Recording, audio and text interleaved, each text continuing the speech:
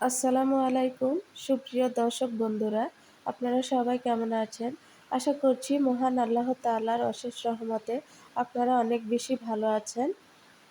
আমি মন থেকে সবসময় এই দোয়াই করি, আপনারা সবাই ভালো থাকেন, সুস্থ থাকেন।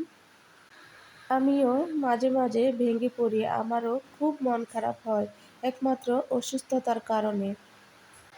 আমাকে সান্ত্বনা দেওয়ার মতো একমাত্র মহান আল্লাহ তাআলা ছাড়া আর কেউ নেই। তবুও বলছি আলহামদুলিল্লাহ, অনেক ভালো আছি। এখন হচ্ছে সকাল ৭টা বাজে। তো আমার বোন নুডলস রান্না করতেছে। আর এদিক দিয়ে আমার ছেলের জন্য আমি চাটা বানিয়ে নিলাম। আমার ছেলে নুডলস পছন্দ করে না খেতে, তো তার জন্য ওকে চা করে দিলাম আর কি।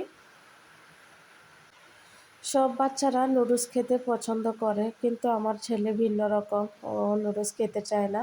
তো চায়ের সাথে কয়েকটা বিস্কিট দিলাম ওকে খাওয়ার জন্য। তো এই সকালবেলার ওর নাস্তা, ও আর কিছু খেতে চায় না সকাল সকাল। এদিক দিয়ে আমাদের নুডলসটা রান্না হয়ে গেছে। আমার বোন আবার অনেক ভালো করে নুডলস রান্না করতে পারে, অনেক মজা করে। খুব ভালো লাগে ওর হাতের নুডলস রান্না খেতে। এখন এই নুডলসটা আমরা তিনজনে মিলে খাবো। আমি আর আমার আম্মা আর আমার যে বোনে রান্না করতেছে নুডলসটা, সে মিলে।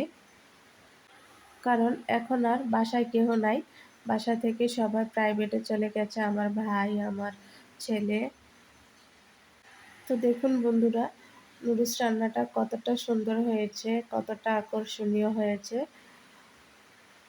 তো সকালের নাস্তাটা শেষ করে কিছু মেডিসিন ছিল, এগুলা খেয়ে নিলাম।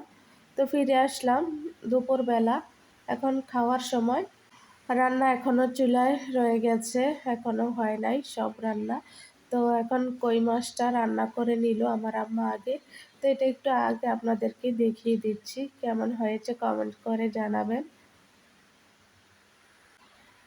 পেঁয়াজ দিয়ে কই মাছের ঝোল করেছে,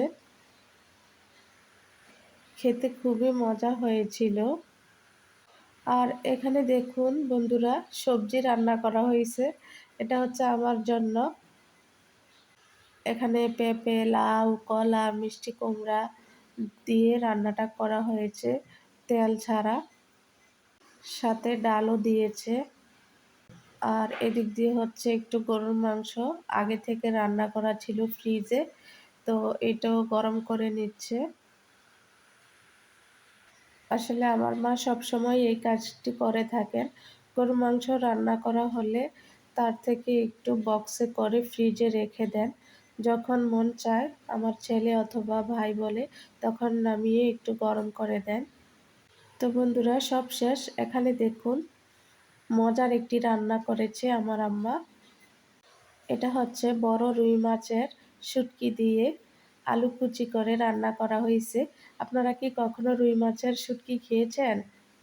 না বন্ধুরা, এটা বাজার থেকে কিনে আনা হয় নাই, বাজার থেকে মাছ কিনে আনা হয়েছে। এই মাছটা ভালো ছিল না, খেতে জানি কেমন ছিল, এর জন্য আমার আম্মা বুদ্ধি করে এটাকে কেটে রোদ্রে শুকিয়ে নিয়েছে। তো চলুন এই রান্নাটাও আপনাদের সাথে শেয়ার করি আমি। প্রথমে শুটকিগুলো ধুয়ে নিয়েছে পরিষ্কার করে একদম। তো পেঁয়াজ কুচি দিয়ে দিল কড়াইতে 2 কাপ পরিমাণ।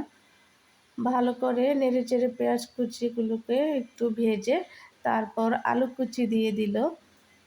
আসলে শুটকি রান্নার কোনো প্ল্যানই ছিল না। আমার বড় ভাই আসছে এখন। আসার পরে সে বলল যে একটু শুটকি রান্না করে দিতে। তো তার জন্য আবার শুটকি রান্না করা হচ্ছে। না হয় আমরা এখনই খেতে বসে যেতাম টেবিলে। আসলে আমি যখন ভয়েস দিচ্ছিলাম তখন খুব বৃষ্টি হচ্ছিল বাহিরে। আলুগুলো মোটামুটি ভাজা হয়ে গেছে, এখন শুটকিগুলো অ্যাড করে দিচ্ছে সাথে।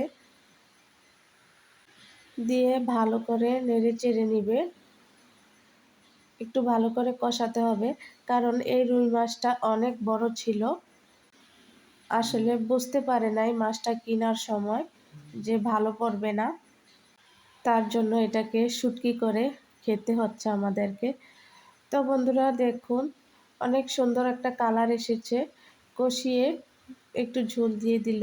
এরই মাঝে রান্নাটা হয়ে গেল। তো আজকের মতো এখানেই বিদায় নিচ্ছি। সবাই ভালো থাকবেন, সুস্থ থাকবেন। আল্লাহ হাফেজ।